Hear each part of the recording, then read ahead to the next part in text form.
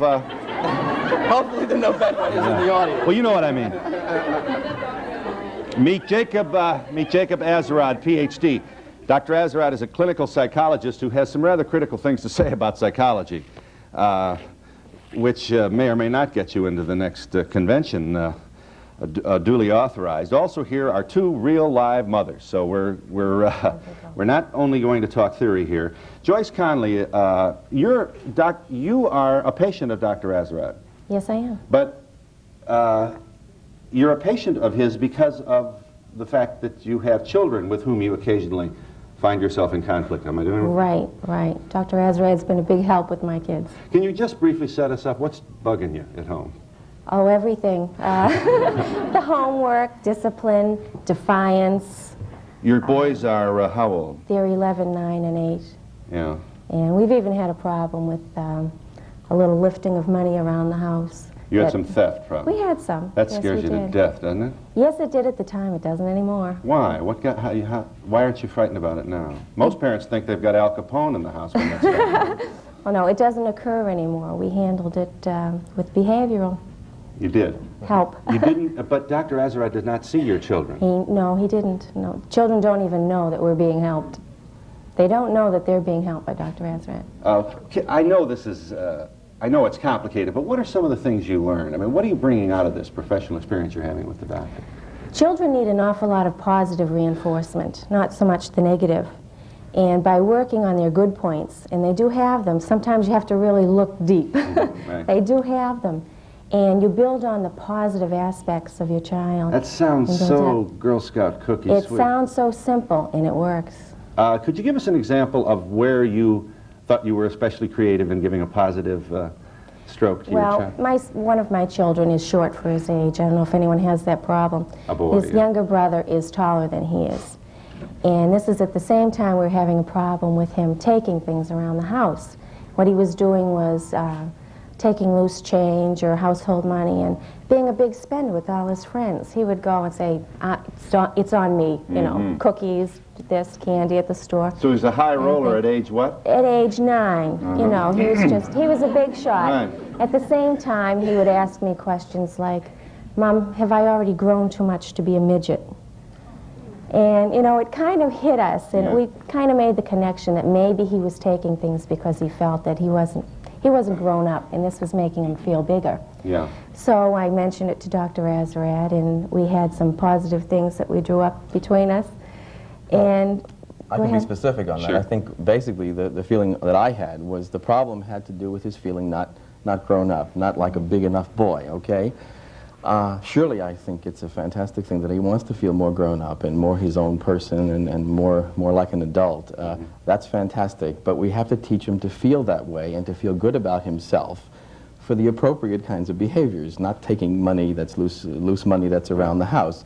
So basically what I said to Joyce was that we had to look for specific examples of grown-up behaviors, mature, responsible, independent behaviors, doing things on his own. Did you find one? We found lots of them. Tell me.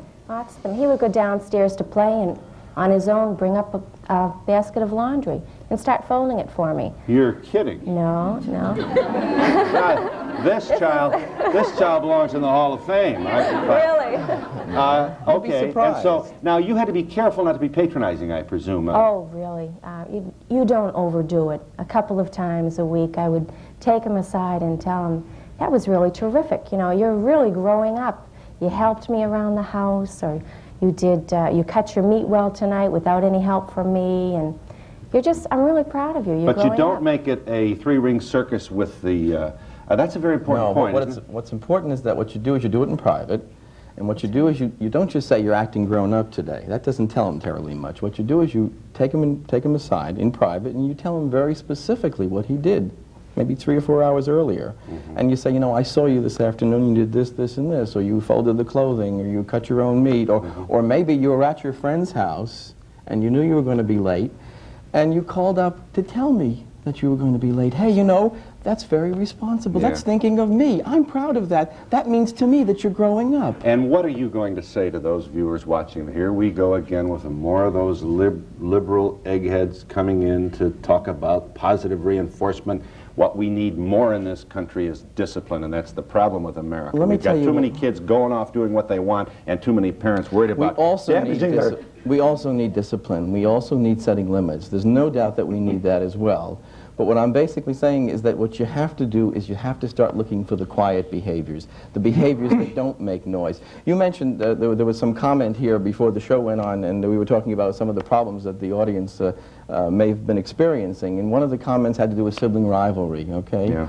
I think we're living in a society which, unfortunately, is focusing too much on the negative. I think psychiatry and psychology have taught us to look for negatives, has taught us to see negatives as red flags, that there are problem behaviors, there are emotional problems. You know, if I ask this audience here if they've ever heard of sibling rivalry, I bet we'd have a full house. Yeah. All of them would talk about sibling rivalry. But what if I ask this audience right now, how many of you have heard of sibling caring?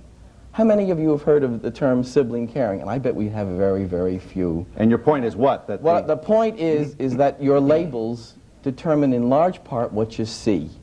And what I think parents have to be taught is how to start looking for very quiet behaviors, behaviors that are going to lead to feelings of self-worth within the child, and have to learn how to build on those behaviors, because they're there. They're there in miniature. They don't make noise, but they're there, and you can build on them by way of your words of praise. Carol Solomon joins us. You are also a patient of Dr. Azerrad. You have a daughter who is age 13. Yes, I do. Right, and and there were probably, what, times when you wanted to quit motherhood, or?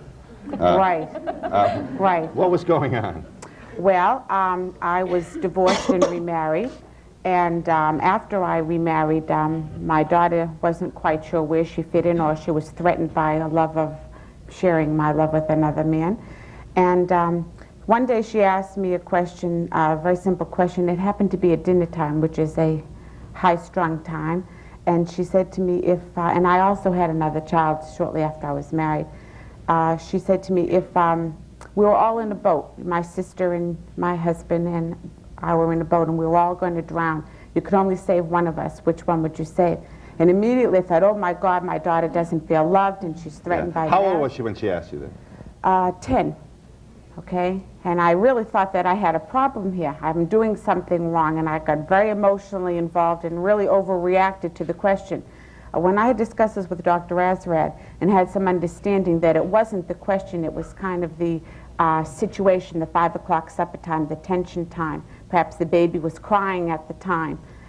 She kind of played on that vulnerable time. That time when you are most distracted and can't give her the attention that she's obviously She wasn't looking for an answer. She was looking to get my goat, okay?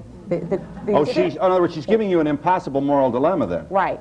So I was taught and understood that it wasn't the question that had the value, it was the situation. We gave her a ridiculous answer like a movie star, Robert Redford, whatever, we named a movie star. And she said, that's no fear, he's not in this family. I said, that's my answer. She said, but I said we're all going to drown, which one of us are you going to save? I said, I'm sorry, my answer's Robert Redford. She left the kitchen. Let me explain. I think I should explain that, okay? You better, because let me explain we've that. got a mental picture of a young woman out there having all kinds of dreams that her mother loves Robert Redford. No. What I think I ought to explain is the fact that the question had, the meaning of that question was very simple. The meaning was that the girl was saying, hey, do you love me? You know, do you love me? How much do you love me?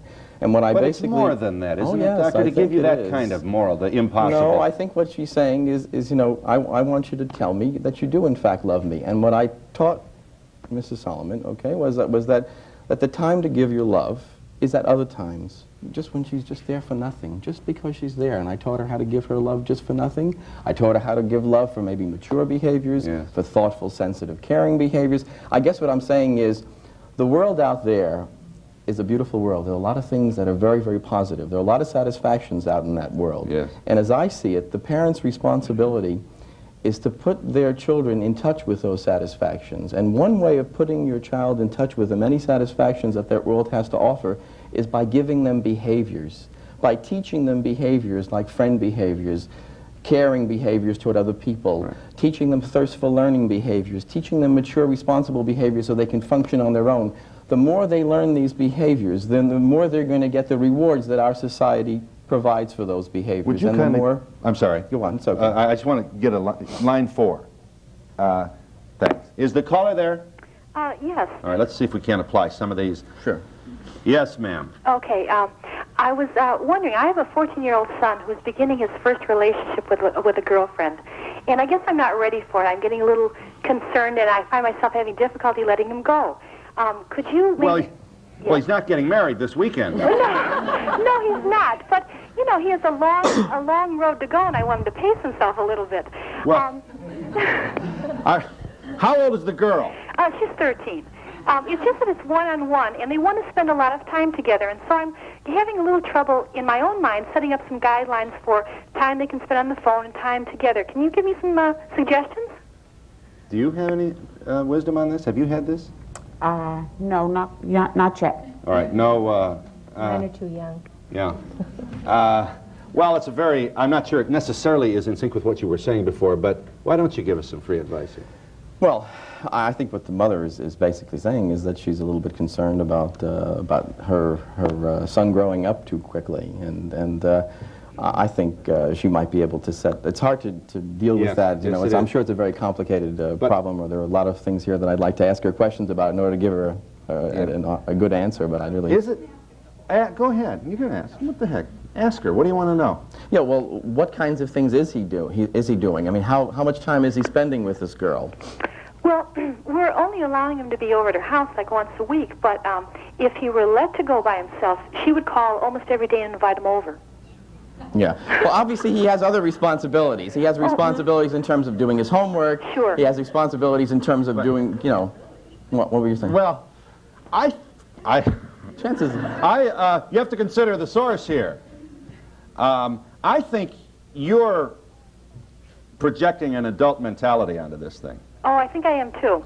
and I also think that you're maybe worrying about this too much. I think so, and too. also, you don't bring the same attitude toward his relationship with boys. No, I don't. Yeah. So is it, I don't know, I don't want to say so relaxed, because then the kid will be married next week and she'll sue me. No, she won't do that. Let me just say one thing. I really think that the more you worry about this, and the more you show concern about this, and the more you give your time and energy for all of these things that he's doing with the girl and the time that he's spending with this girl, the more you in fact are encouraging this. And I think if you took it a little more casually and were not as upset about it, more than likely the audience likes that. All right. Yeah, sure, you applaud. You don't have the problem. You see, I think sometimes parents overreact to things that are relatively small, and by overreacting to these small things and not taking them casually, I think what they do is they tend to encourage the very thing that they're upset about. Yeah. You don't have any information that there's any kind of advanced behavior here, do you? No, I don't. But what concerns me, I think, the most is that most of the activity is initiated by the girl, and her mother... What? What? Most of the activity is initiated by the young girl, and I'm worried because I'm not always sure that her mom is as concerned about, you know, what her daughter does or the time spent together, and whether or not there's always a chaperone around. Why don't you call the mother? Well, I have considered that. But then again, that I felt would highlight my concern more than if I just was passive about it. Okay, I have to get out of here, but just one more question. How do you feel about the girl? I'm not real sure. I think she's a little aggressive. Well, you don't like that. You want her to be... I'd like a little more 50-50 at least. Is this your only child? No, it's one of four, but he is my oldest, and it's my first experience. That's the answer right there. Okay. Yeah. All right, that'll be $50. It's worth On line 3. Thanks very much. Thank you. Hi, is the caller there? Yes. I have a 5-year-old daughter that wets the bed. My oldest daughter outgrew it between 6 and 7. I was wondering what I can do to stop it now. Yeah. Let's get Dr. Azerrad on the record here for just a moment. Let's make sure we're understanding this professional person here. One thing he does not want you to do is spend a lot of money with psychologists. I think that... What I'm saying is that taking your child to a psychologist, okay, let's say a pre-teenager, and having him in therapy is really a waste of time. That if you look into the research literature, all the research literature indicates that play therapy is as good as doing nothing. That if you have two groups of children, matched groups, okay, one group in play therapy, another group put on a waiting list for a year, okay, at the end of a year they both do equally well. which means that the research evidence, the hard research evidence for the effectiveness of this play therapy is not there. You also confess to having been a very real part of that particular approach to child well-being, including long discussions in Boston on childhood, on bedwetting. Oh, yeah. I did my internship at a children's hospital in the Northeast, and I did my internship, and one of the boys who I was seeing was a bedwetter, okay? And as part of this internship, I would be meeting with this boy every week. It was a traditional hospital. And I'd be meeting with the boy every week, and what he would do is draw pictures of Godzilla, and he would draw pictures of all kinds of monster pictures, and pictures of airplanes and battling and things of this sort, okay? And that's what we would spend the hour doing. And then I would take the pictures back to my supervisor, who was a very respected psychologist, and we would analyze the pictures to try to see what the pictures told us about the bedwetting. Now, I kid you not, we would look at the pictures to try to find out whether the pictures told us that the bedwetting was on an anal level of psychosexual development, which meant that this boy had angry feelings toward his mother. He couldn't express the angry feelings because you're not supposed to be angry at mother, and that the bedwetting was a disguised way of expressing the anger, and he was making all these sheets for her to wash, and now she was getting out the anger in a disguised way. Or was the bedwetting on a phallic level of psychosexual, which was a higher level, which means he had sexual feelings toward his mother, and he couldn't express the sexual feelings, and the bedwetting was disguised. I kid you not. You don't believe this. You may not believe this, now but you're it's saying true. it's all baloney. I'm telling you it's all baloney. I'll even tell you one more thing. One time we went to the sweet shop, and he picked out a $100,000 candy bar. And the supervisor and I spent at least 10 minutes trying to figure out the meaning of the unconscious meaning of a $100,000 candy bar, and how that told us something about bedwetting. By the way, at the end of the year, he was still wetting his bed. All right. Tell her now, after all this wisdom, and as you look back over your shoulder and see what you believe to be the inefficiency of this approach, sure is. So what do you say to this bedwetter? What do you say to the bedwetter is very simple. But bedwetting can be looked at in a very, very simple way. It's basically a failure to learn that when you have bladder tension at night when you're sleeping, you ought to wake up and go to the bathroom. It's as simple as that, okay? Has nothing to do with psychosexual development problems.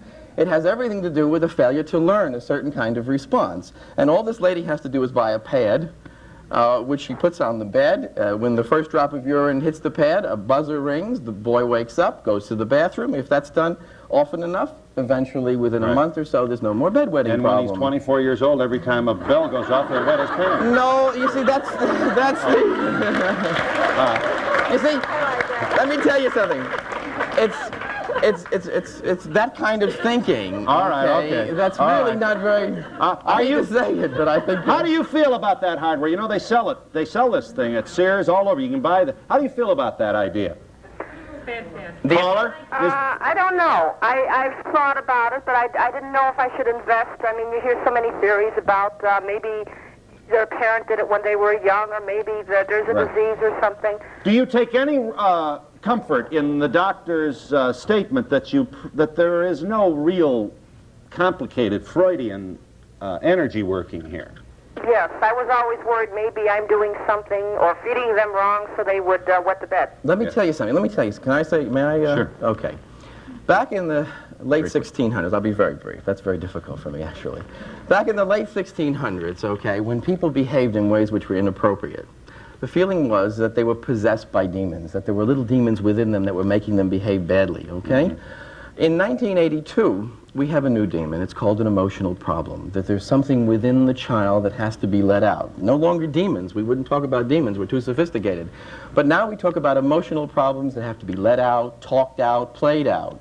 I'm telling you that the concept of an emotional problem that you have to get to the root of, and you have to talk with the child and play games with the child to find out about this emotional problem, the concept of an emotional problem is not very far removed from the concept of a demon, okay? It's not very far removed from the concept that Flip Wilson talks about in terms of the devil made me do it. But on the other hand, the contribution made by all those people who may have used deficient vocabulary to explain them is that they did provide for us insight. We have a woman here with a son who had a problem about his own height. That's an internal conflict. Yeah. And it's that's the seriousness and the importance of recognizing that was called to our attention by the people you're condemning. I don't think the problem that with regard to his height has anything to do with an internal conflict. In fact, the best way to deal with this internal conflict is not by talking to this little boy about his height and getting out his feelings and getting out his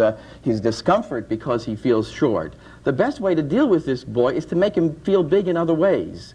The best way to deal with this boy is to praise him and reward him for grown-up behaviors and not to start dwelling on the negative, which only creates more negative. Do you praise your son when he doesn't wet the bed? I don't say anything. That's a good idea, Do. in No, fact. I'm sorry. I do Very praise good them. idea. When they wet the bed, I do not correct them because I know it's not their fault. Right. Don't miss the doctor's point. He's saying that why? Because you don't think you should get a standing ovation every day for... Well, yeah, obviously you don't get a standing ovation every day when you're dry, but it surely isn't a bad idea if once a week or so, when he does keep himself dry, you tell him how pleased you are. And you do it in private, and you don't make a big announcement so that he's embarrassed. You do it in a very gentle way. Well, every morning I do say, I said, oh, I'm so proud of you, honey. I mean, you stayed dry or something. And I do make a big deal out of it. Very often you need more than that. But how do you feel about the big deal? How do I feel? No, I'm under the doctor. What? The big deal about what? Oh, honey, you're wonderful. You're dry. You can overdo that, obviously. I think you should just communicate the fact that he did keep himself dry. And in fact, if he ever gets up in the middle of the night to go to the bathroom, and you never find out about that, yeah, then have a party for the to me, kid. I'd have a party. Yeah. I'm glad you called. I thank you very much. We hope you'll join us.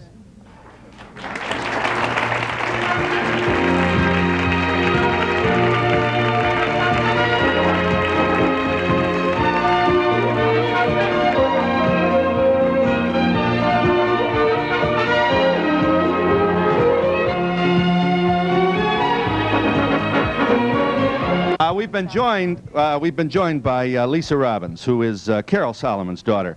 Remember, Mrs. Solomon's the woman who established for us that you remarried, and you've had a child since the second marriage, and your daughter from the first marriage has joined the environment in which millions and millions of children are finding themselves every year. Blended families, daddy's gone, all that stuff, and it's got to be tough.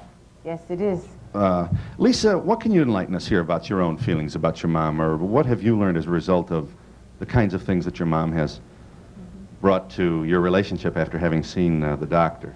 What was bugging you at the time that you were having conflict with your mom? Do you know? Well, I kind of felt that since she married her second husband, that she didn't love me as much as she did before. And I thought that he was trying to take my mother away or something, and I didn't feel as loved as I did. Right. But you didn't go to her and say that. No. You behaved, do you remember, you must remember the story about being in the boat? Who would she save? Do you remember asking her that? Not really. All right. How long ago was that?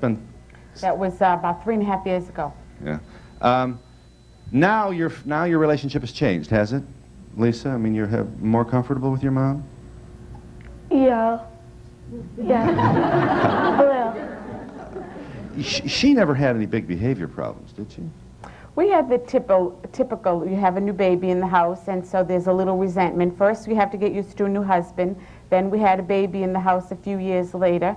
And then we entered adolescence, and we all had to get used to that together. But I mean, she never stole hubcaps or anything. No, we haven't got into hubcaps. All right. While I'm out here, whose hand did I see? Someone's in the, yes, ma'am. Yes, you were what? Earlier when you were referring to, when does a child really have a problem? And it's almost like flippant, we're into it too much. But when do you determine, well, my child does have a problem? When do I go to somebody? When do I realize this is normal behavior? When do I get worried about it? Okay, that's a very good question. More than likely, you shouldn't go to anybody until you've tried everything that you could possibly think of yourself, obviously. I wouldn't just rush to a psychologist quickly and get involved in some kind of psychiatric treatment. It's hard for me to answer that question, you don't deny that one-on-one psychotherapy or analysis or therapy is important under certain circumstances.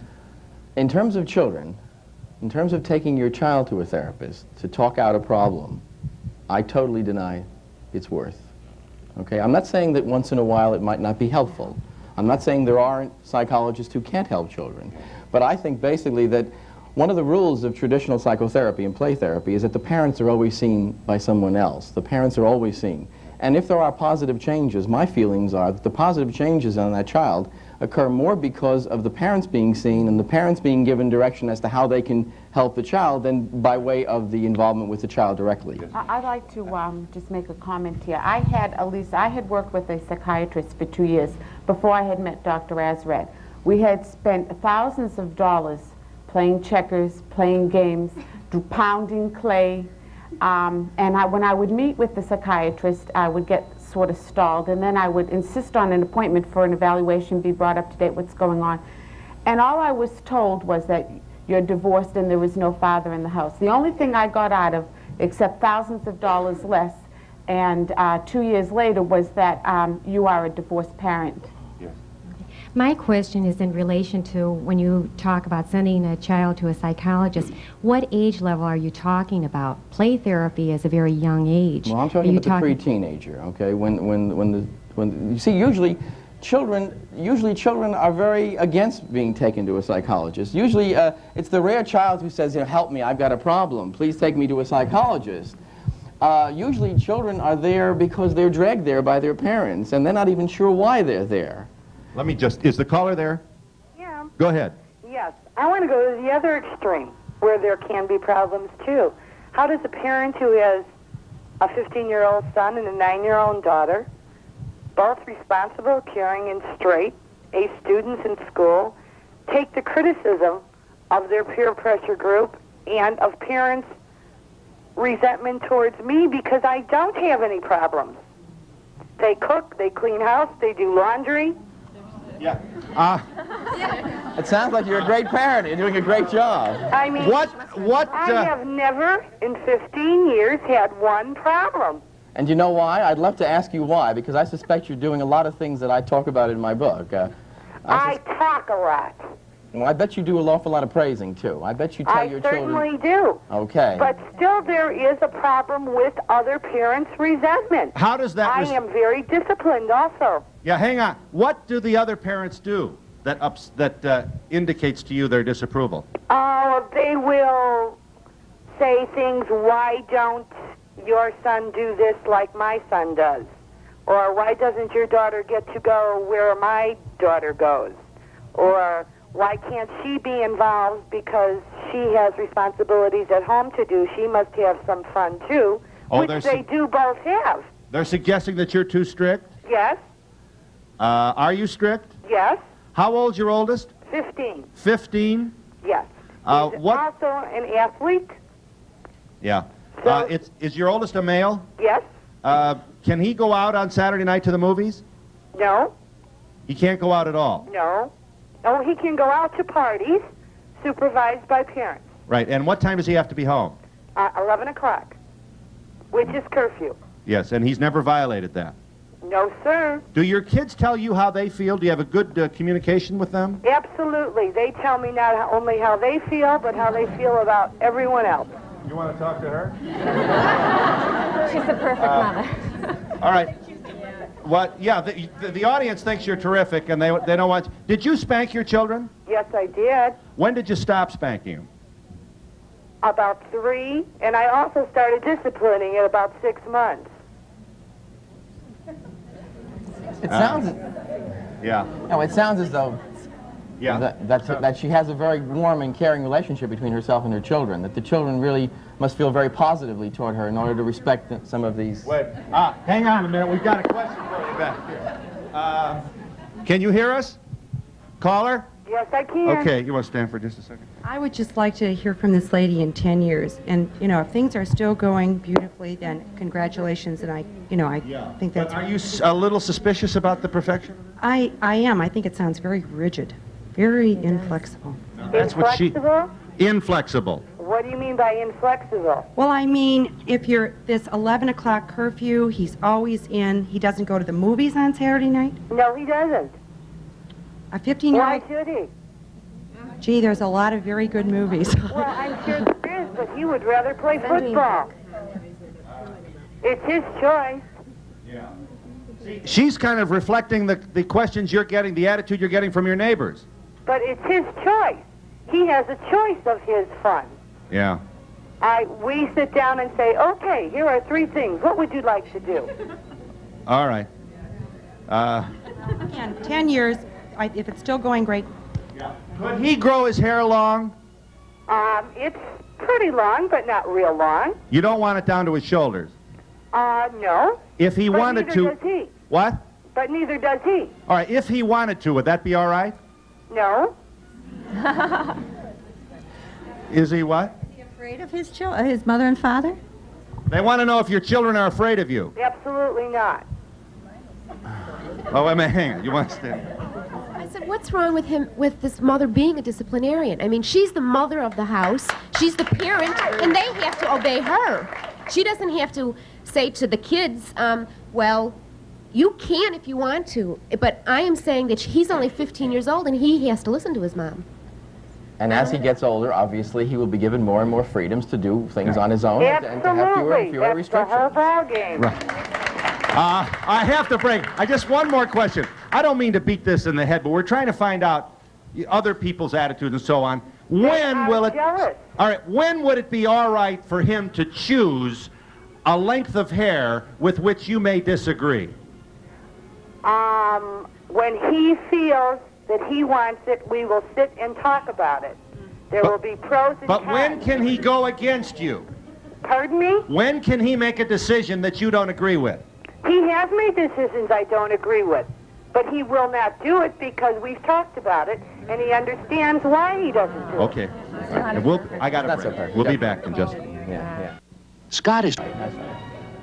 I'd like to ask about the sibling caring you talked about at the beginning of the show. How do we foster sibling caring That's as a opposed fantastic to question. the Well, do you want to answer? I can answer that. Sure. I have 3 boys, very close in age, 11, 9, and 8. And if they're not at each other's throats most of the time, you know, I shouldn't be here. But the type of thing that we've done with them is look for the caring within the 3 boys. But they want to know where. Everybody says that. These are generalizations you're making. I'll give you an example. I took one of the children to the bank with me, and they always give out lollipops. Without hesitation, may I have 2 more, one for each of my brothers? And this is very important. And you to them. recognized that? Sure I did. And said something? When we got outside, I said, that was really thoughtful of you, you know, to think of your brothers in that respect. Another time we had to rush one to the hospital with stitches over his eye for a hockey incident, and his 2 brothers were just beside themselves with worry and kept coming to me and saying, is he going to be all right? Will it hurt him? You know, if he cries, is there something we can do about it? And this is the type of thing that I give them praise for. I tell them, that's just great. You know, I'm glad you care that much about your brother. Of course, they could kill each other during the day, but the caring is there, and I don't so much emphasize. And you can build on it, and you can reward it, and make it happen more often. I'd like to ask the doctor, at what age do you begin disciplining? My husband and I have been back and forth at this. My daughter's 21 months old, and, you know, I began a little before a year-old simply, she went through a hitting phase. Hitting definitely is a behavior which is totally inappropriate under all conditions, and you have to discipline her even at a very early age. We do not hit. Right. Just some sort of a brief, angry reprimand. Well, I was being told that she didn't know what she was doing, well, but it was she has to very learn clear. by way of your letting her know. You're her teacher. That's what a parent is. How would you discipline a 21-month-old? Well, if she's hitting, you just simply angrily say, we do not hit. Just some brief, angry reprimand, okay? No slap on the hand? You might do that, but the point is what you don't do is you don't say, oh, please don't hit, or it's not nice to do that, or talk with her and say, what's bothering you and why are you doing that, or something of that sort. Obviously, you don't want to reward that behavior with your time. What do you do if you have a brother that's 17 years old that won't talk to anybody in the family, your parents, you, or anything else, and That's just a little hides bit more himself? difficult. Do you That's not take so him to a simple. psychiatrist, or what do you do? I How do think- you talk to him and get him to talk to you back? I don't think I can do justice to that question. Obviously, maybe he might need to be seen by someone, or maybe you might talk with someone, professional individual, in order to get some help. I'm not totally against going to psychologists and psychiatrists. What I'm talking about is taking your younger children to do play therapy, to play games, to play ganipganot, to play checkers, to draw drawings. That's what I'm against. How can you do that with him, though, or try to do something with Do him your when parents have the same anxiety about this as you do? they do? And have you tried to engage him in conversation? Yes, you try to talk to him, and he just kind of I would seek some kind you of ask him how professional school help. was or anything, and he kind definitely- of brushes you off. I cannot do justice to that question without asking you a whole lots of other questions, okay? My feeling is you ought to seek some professional help and get some good person. We'll be back in just a moment.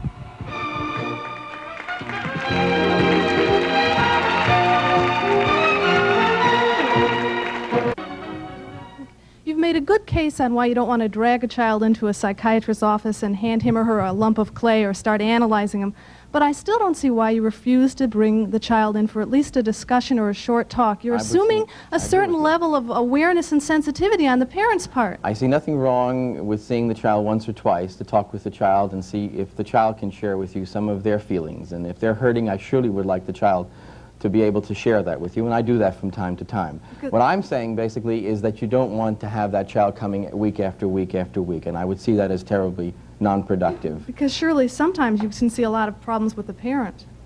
Yes. Well, all I'm saying is I have no objection to seeing the child once or twice, to have the child share with you their thoughts and feelings and hurts, obviously. Yeah, I agree with the doctor's theories of positive reinforcement. I'm just curious about an age-old question. What age do you feel which parent should tell the child about the old birds and bees story? Should it be one parent? Should it be the father telling the son, the mother telling It's not, the daughter? it's not a specific age. I think the questions are going to be coming up at all ages. And I think you just have to answer them as they come up and answer them in such a way as to give them the information they're looking for. Maybe not give them too much information, just give them whatever they're asking for. There isn't a specific age. I'd like to respond to the young woman that called that seemed to be the disciplinarian. I think that we forget that parents have personalities, and I think that woman would be that strong and that strong-willed if she was in a social club with women, if she was working. And I think that what the doctor is saying is that we have to develop our personalities to deal in interpersonal relationships with our children. And the child has to adjust to the personality of the parent, and the parent has to adjust to the personality of the child. But we can change, right? Yes, it is honest, right. And I think what he's doing is trying to make parents see that children do have positives. And he's also trying to make it so that people don't walk around as adults with very negative feelings about themselves. There is nothing more important than liking yourself, and part of learning to like yourself is hearing from your parents that they like you. Yes, I'm a teacher, and I would like to say hats off to parents who discipline. Number one, I teach high school. I've been teaching high school for 5 years. I've taught the poor, the rich, the whatever you want to call it. I am being paid to be a counselor, a disciplinarian, an educator, an animal trainer, and everything under the sun. If parents would take it upon themselves to discipline kids, and I'm not saying this is a cop-out, because I know a lot of times teachers have to be disciplinarians, but the major part of it is falling over on us, and high school kids today are unreal. Now, but I sense a certain hostility toward kids. Yes. No, I love kids. I love kids. But that's not the message you're giving us with your previous statement. Okay, no, it's just that in the past, I'd say weeks, especially in where I teach school, we're running into problems with gangs, okay? And I don't know what that stems from or whatever, but I do know this. Kids come into high school classes today. It's not that they don't like or they do like English or public speaking. The point is that, hey, I'm mad. Do you want to know why I think we need discipline with the teenagers today? The reason we need it is because the parents weren't sensitive and responsive to the quiet behaviors when they were young. When the kids are acting up and doing all kinds of negative things, what they're looking is from some kind of a response from their world. If they can get that response from their world by way of positive behaviors, by way of thirst for learning behaviors, by way of friend behaviors and having behaviors that make other people want to be with them, they're going to need far less of this discipline. What I'm saying is that people want the world to respond to them, and they're going to get it any way they can. And if they can't get it by way of positive behaviors because they haven't learned it, they're going to start looking to get it by way of negative behaviors. That observation and others is included in this book titled Anyone Can Have a Happy Child. Its author, Jacob Azerrad, Ph.D., and we'll be back in just a moment. Is the caller there? Yes, my son is 3, and ever since I had my daughter, who is 9 months now, he's been throwing up every day. Yeah. Well, you've got to get rid of the daughter. Well, he told me yesterday he wanted to eat her for lunch. Yeah. Well, obviously, you should first take him to a physician, make sure nothing is wrong. We had a brain scan done on him. So everything is okay physiologically, okay? No. Obviously, what you're telling me is that he's trying to get some way, he's trying to bring you closer. He's trying to get your attention. He does it whether I'm reading books to him or whether I'm reprimanding him. Yeah, well, what I'm saying, what I think you ought to be doing, it's hard to do justice to things like this, questions in a short time we have, but I think what we ought to be doing is you have to start looking for quiet behaviors, maybe grown-up behaviors, and you have to start giving your attention for that so that he can learn, he can bring you closer in an appropriate rather than an inappropriate way. And you have to also, for these negative behaviors, give very brief time. Hang on a minute. What percentage of mothers seeking your help work full-time outside the home? Quite a, I don't have figures on that, but I would say it's at least 50 or 60%. What do you think? Yeah. Well, I think if they'd spend more time at home with their children, they wouldn't have so many problems. What if you can't afford? Well, you can work No, I don't. quality time in when you I are would think home. that the percentage who seek my help who are working outside the home is no greater than the percentage in the population. I'm at home full time, and I still have problems with my children, but I am at home full time. The first time a parent says to the child when they're going out, now I want you to behave, because if you don't, you'll make it look bad for me. Yeah. The parent is in trouble. You think so? So, yeah. The result of one of those. That's all my children, my parents said to me was, now we're going to Aunt so-and-so, and if you don't behave, you're going to make it look as though we're not bringing you up properly. Right, but isn't that the fear of all parents? Perhaps. I mean, don't we all want our kids to act like little toy adults when we're out there with the priests and the nuns and you know, when other people are watching? True. And my parents always said, everyone said to them, oh, what a wonderfully behaved boy you had. They didn't know I was scared to death. But do you feel there's a kind of an after effect on this on you? I certainly do. You know, yeah, well, it's you know this man, do you? I'm married to him for 32 years. Well, tell me, how's this affected? It has affected our son, who is 30 years old. He's married and now divorced, has 2 small children, which we have a lot of problems back and forth. He has not been able to cope with it because he has characteristics the same as his father has. He's mad at the world when Dad gets mad at the world, and he feels inadequate a lot of times when Dad wants him to do something. So we shouldn't pressure our kids to... Never, never. And I think it's marvelous that the young people today are more freer with their children and letting them do more. But I am not for this promiscuous I think behavior. one of the things that helps, if you can let your children see that you're not perfect, that you have mistakes and you have vulnerable times too, and that you're a real person too. This helps tremendously in the communication. Hey, my mother isn't feeling well today, or my mother's in a bad mood. This kind of gives them the vibes too that right now it's not the time to come down on mom. Over here, please. I think that the minute that you let your children know that there's a fear there, like, God, if I don't behave, I know that she's going to get really worked up and this is going to scare her. I think as long as you can stay one step ahead of your kids, let them know that this is your house, these are your rules, you must follow them, and we do love you because of it. And one other thing, you don't reward them for the negative behaviors. That's very, very important. There's one... Well, I just think that you should teach your children responsibility because right now I'm representing Mothers Against Drunken Drivers in New Jersey. And you can teach your children responsibility. Go on. It's the irresponsible person that has done this all their lives, gotten away with anything they wanted to. How do we check? You mean parents should be more in charge? Do this, yes, And you over teach and your over children again. responsibility by looking for those quiet, responsible behaviors, and when they occur, letting them know that those are signs of responsibility. And children thrive on praise. They sure do. And let me say one thing, all psychologists do not play gnip-gnot and play checkers and do play therapy. There's a group of psychologists called behavioral psychologists. Unfortunately, they're in the minority, and they're the ones who work with teachers and parents and do similar things to what I do. And we'll be back in just a minute.